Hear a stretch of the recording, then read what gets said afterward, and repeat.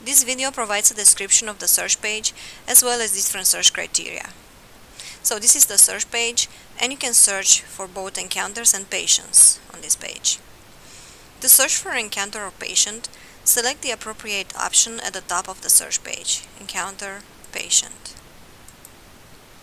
Exact search will provide an exact match to the criteria entered, and you will have to enter the exact information.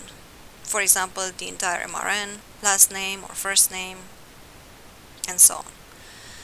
To search for an encounter, enter information into the available search fields so you can search by one or more criteria.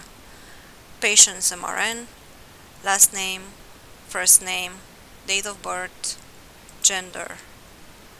Or you can also search by encounter scam type, visit type, encounter status, disposition, R, start date, end date. So it can be one or as many criteria as you wish. More information entered will give you more specific results. To search for a patient, click the Patient Radio button and then enter the patient information in any of the available search fields: MRN, last name, first name, date of birth, or gender. Again, you can search by one or more of the above criteria. Provider and location can also be searched. These two fields are autocomplete text boxes, therefore when you start typing, selectable options are displayed. So for example, if I enter TE in the provider field, you will see different options in the drop-down starting with TE.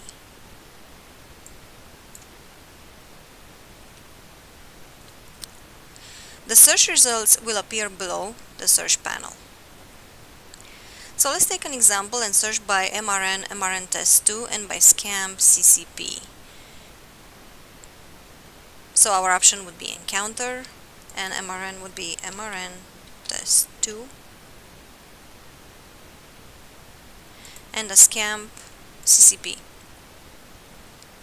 So if I hit search, I will see all the search results below in this table.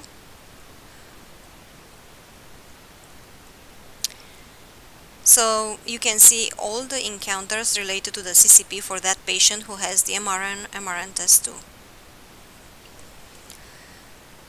You can also filter the results further by entering text into the filter text box.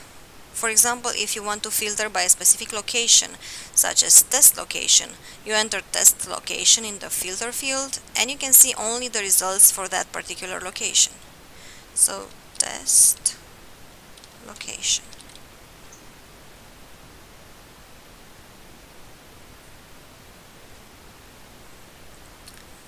The results can be sorted by clicking the headers. If clicking once, it displays the results ascending, and if clicking again, they will be displayed descending. So for example, when it comes to the date, if I click on the date once, I see the oldest date.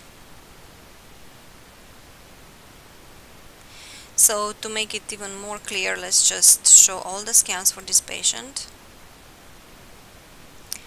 And I will click on the date once. So now you can see the oldest date on top. And if I click again, you will see on top the most recent date. So if you click again, you reverse the sort. If in the scamp field I click on scamp once, here there's nothing displayed, but you can see the results sorted ascending. If I click again, you will see them sorted descending. You can also choose how many results to show at one time by clicking the Show Entries drop-down. Use the page navigation at the bottom of the search results to see additional entries. So here you can see as many entries as you want, 25 or 150 or 100 or all of them.